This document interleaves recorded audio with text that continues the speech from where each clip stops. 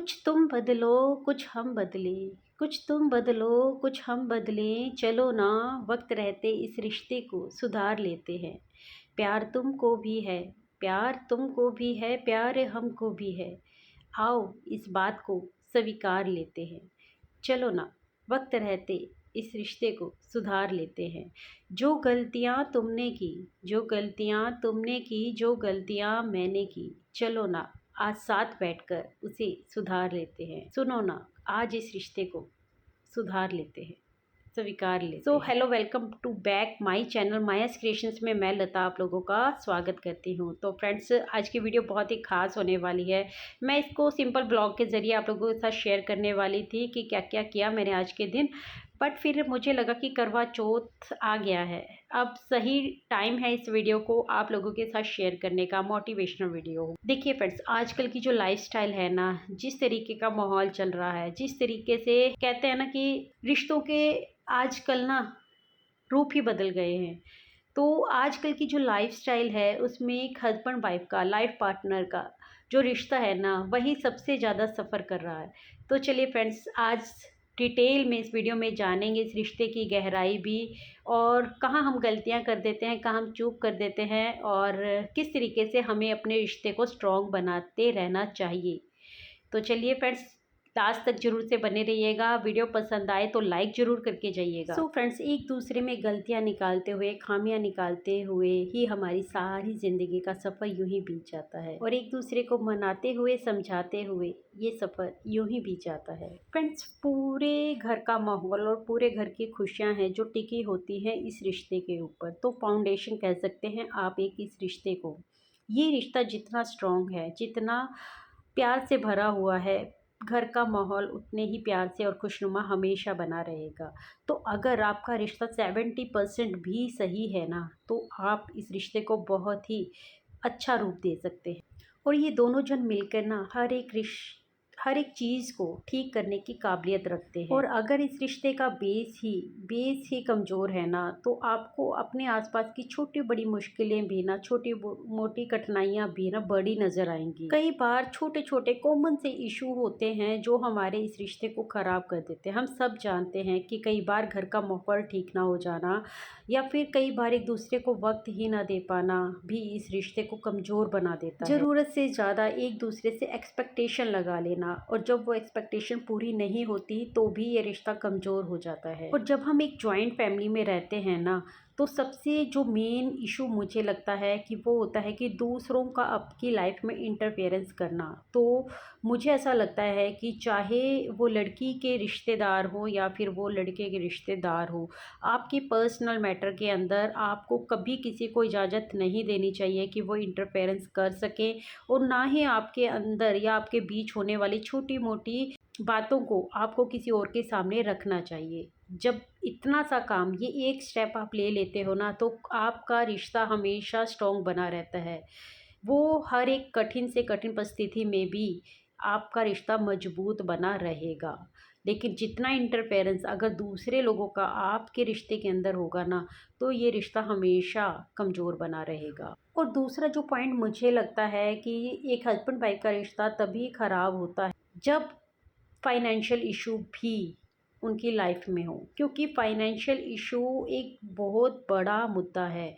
क्योंकि गृहस्थी जीवन है ना, जो बिना इनकम के चल ही नहीं सकता। आप के अंदर कितना भी प्यार क्यों ना हो एक दूसरे के प्रति, अगर फाइनेंशियल कंडीशन आपकी सही नहीं है, क्योंकि घर चलाना होता है, बच्चे होते हैं, है ना, उनकी एजुकेशन, घर का खर्च, रेंट, सब कुछ, मतलब आप सब कुछ मिला दीजिए, अगर आपकी फाइनेंशियल कंडीशन ठीक नहीं है तो भी आपका रिश्ता सफ़र करेगा। लेकिन ये तो हो गए कॉमन इशू की। लेकिन सबसे बड़ा मुद्दा जो आजकल की लाइफस्टाइल को देखते हुए मैं समझ पाती हूँ ना, वो दोनों लाइफ पार्टनर के अंदर होता है ईगो का मुद्दा। तो ईगो एक रिश्ते को बहुत ज़्यादा ख़राब कर सकती है। कई बार ऐसा देखा गया है कि ईगो के चक्कर में चाहे वो रिश्ता जलकर खाक क्यों ना हो जाए, लेकिन किसी को फ़र्क नहीं पड़ता, हम नहीं झुकेंगे, है ना। ये वाला जो माइंडसेट होता है ना, ये एक रिश्ते को कभी भी बड़ा नहीं बनने देता। आपका ईगो आपके लिए सबसे बड़ा होगा, तो आप ये सोचेंगे कि सामने वाला आपके सामने झुके और सामने वाला सोचेगा कि आप झुकें, तो रिश्ता कभी भी आगे ग्रो कर ही नहीं सकता, मजबूत तो बनेगा ही नहीं। और यही कारण है कि आजकल आए दिन इतने रिश्ते टूटते हुए हम देखते हैं, डाइवोर्स इतने लेते हुए हम देखते हैं, जहाँ पहले हम इंडियन कल्चर में हमेशा ये सुनते आए हैं कि डाइवोर्स डाइवोर्स क्या होता है, हमें तो कुछ पता नहीं। जैसा रिश्ता एक बार बन गया, जुड़ गया, जो परमात्मा ने जोड़ दिया वही रिश्ता सारी ज़िंदगी चलता था। लोग कम पढ़े लिखे होने के बावजूद भी अपने रिश्ते को बहुत ही अंडरस्टैंडिंग के साथ चला लेते थे। लेकिन आज के टाइम पर इतना पढ़ा लिखा होने के बावजूद भी लोग अपने रिश्ते को सही से ग्रो नहीं कर पाते, अपना एक अच्छा बॉन्ड क्रिएट नहीं कर पाते। मुझे पर्सनली ऐसा लगता है कि जब हम एक दूसरे को अपना लाइफ पार्टनर चुनते हैं, जब हम एक दूसरे के साथ जुड़ गए, हमने 7 फेरे ले लिए, तो ईगो हमारे इस रिश्ते के अंदर तो कभी आना ही नहीं चाहिए। आप ईगो को किसी और रिश्ते में भी कन्वर्ट कर सकते हो, लेकिन एक पति पत्नी का, लाइफ पार्टनर का, अर्धांगिनी, है ना? क्यों कहते हैं कि दो जिस्म एक जान, है ना? तो वहाँ पर ईगो अलग अलग कैसे हो सकता है? कोई ईगो नहीं। ये सोचने की ज़रूरत ही नहीं होती कि सामने वाला झुकेगा या नहीं झुकेगा। आप अपने अंदर वो चीज़ लेकर ही नहीं कभी आओगे ना, तो आपका रिश्ता हमेशा स्ट्रॉन्ग बना रहेगा। क्योंकि ये रिश्ता ना बहुत ज़्यादा मजबूत करने की ज़रूरत हमें इसलिए भी होती है, क्योंकि ऐसा नहीं है कि हमारे अंदर अगर प्यार है तो हमारे जीवन में कठिनाइयाँ नहीं आएंगी, या लोग हमारे रिश्ते को ख़राब करने की कोशिश नहीं करेंगे, या फिर हम खुद भी कई बार ऐसी सिचुएशन से डील कर रहे होते हैं कि ना चाहते हुए भी वो रिश्ता ख़राब होने की कगार पर आ जाता है। तो वहाँ पर समझदारी सबसे बड़ा काम करती है, प्यार सबसे बड़ा काम करता है, एक दूसरे के प्रति रिस्पेक्ट होना सबसे बड़ी बात है। जब आप एक रिश्ते में एक दूसरे को रिस्पेक्ट देते हैं, प्यार से भी कहीं ज़्यादा मुझे लगता है कि एक रिस्पेक्ट होना बहुत ज़्यादा ज़रूरी है। जब आप सामने वाले की रिस्पेक्ट करते हैं ना, चाहे वो आपकी पत्नी है या फिर वो आपका पति है, तो वो रिश्ता हमेशा हमेशा स्ट्रॉन्ग बना रहेगा। हमारी लाइफ में ना बहुत सारी कठिनाइयाँ आती हैं, क्योंकि ये गृहस्थी जीवन है ना? तो कठिनाइयाँ तो आएँगी ही आएँगी, लेकिन अगर आपका ईगो क्लैश नहीं करता है, आप ईगो को इतना बड़ा मानकर नहीं चलते हैं, तो आप अपनी समझदारी के साथ आपके रिश्ते को अंजाम तक पहुँचा ही देंगे। इसीलिए मैं कह रही हूँ कि अगर रिस्पेक्ट है ना एक दूसरे के लिए, तो ईगो कभी आपके अंदर आ ही नहीं सकता। प्यार से भी ज़रूरी है रिस्पेक्ट होना, क्योंकि जब एक रिश्ते में प्यार होता है ना, रिस्पेक्ट होती है, तो आप मैं ही क्यों करूँ पहले, मैं ही क्यों झुकूँ पहले, उसने मुझे ऐसा बोल दिया अब तो उसको ही सॉरी बोलना पड़ेगा, ये वाला एटीट्यूड आपकी ज़िंदगी में कभी नहीं आता। एक दूसरे से बात करने तक बंद कर देने की नौबत तक कभी नहीं आनी चाहिए। जो बात रात में हो गई, जो मुद्दा रात में छिड़ गया, उसको वहीं बंद करके रिसॉल्व करके ही आपको सोना है। सुबह आपका एक नया दिन होता है, उसको आपको कैरी नहीं करना है, साथ में एटीट्यूड नहीं होना चाहिए। सारी दुनिया एक तरफ, तेरा मेरा रिश्ता एक तरफ, ये वाला एटीट्यूड अगर आपके अंदर है ना, तो आपका रिश्ता हमेशा लॉन्ग लास्टिंग बना रहेगा। अच्छा, मिसअंडरस्टैंडिंग क्रिएट होती कैसे है दो रिश्तों के अंदर?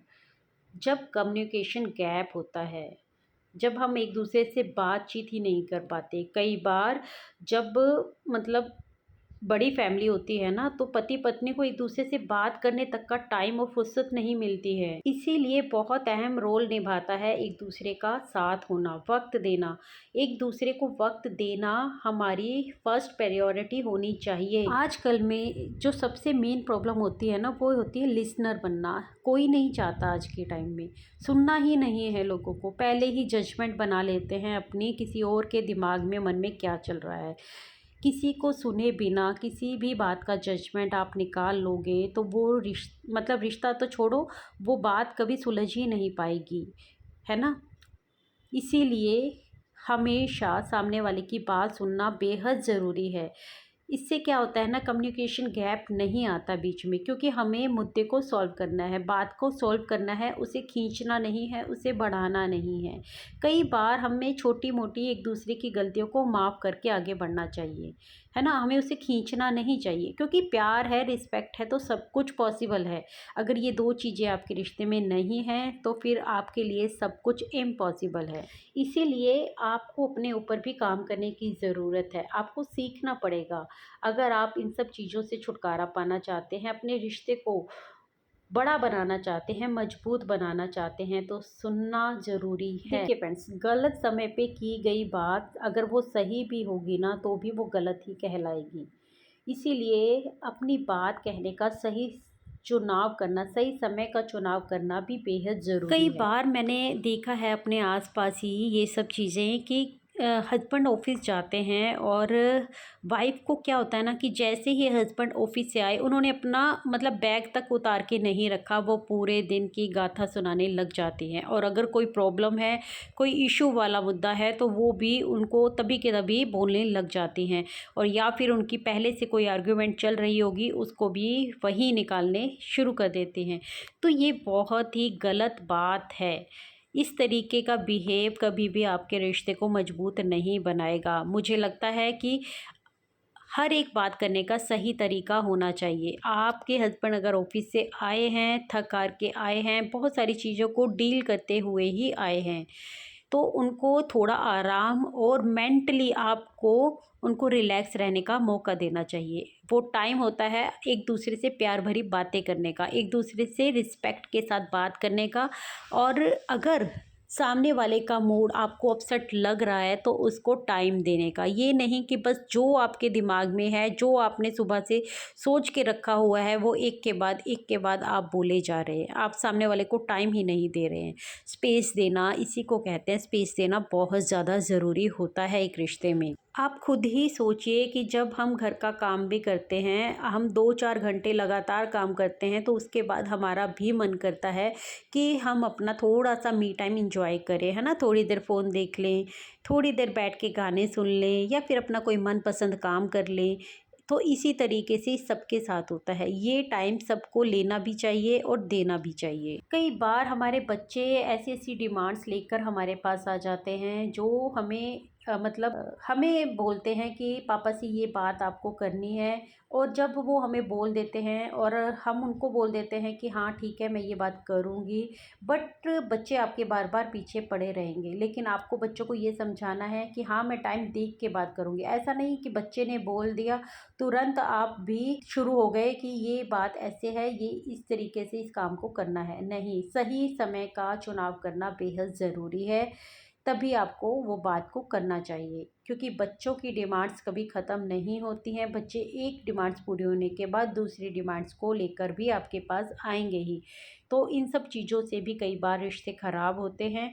इसलिए आपको हर एक चीज़ के लिए समय लेना बहुत ज़्यादा ज़रूरी है। सही समय का चुनाव करना बहुत ज़्यादा ज़रूरी है, क्योंकि वो बच्चे हैं, बच्चों में पेशेंस की कमी होती है, लेकिन हम बड़े हैं, मैच्योर हैं, हमें पेशेंस रखना पड़ेगा हर एक चीज़ के लिए। सो फ्रेंड्स, आज की वीडियो इतनी ही।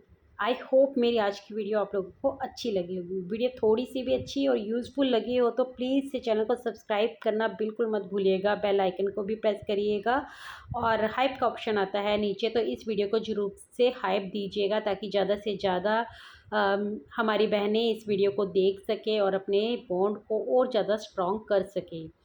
तो वीडियो पसंद आई है तो लाइक ज़रूर करके जाए, कमेंट करके भी बताइएगा मुझे कि आज की वीडियो आप लोगों को कैसी मिली। मैं मिलती हूँ आपसे अपनी नेक्स्ट वीडियो में, तब तक के लिए take care, bye bye, thanks for watching guys.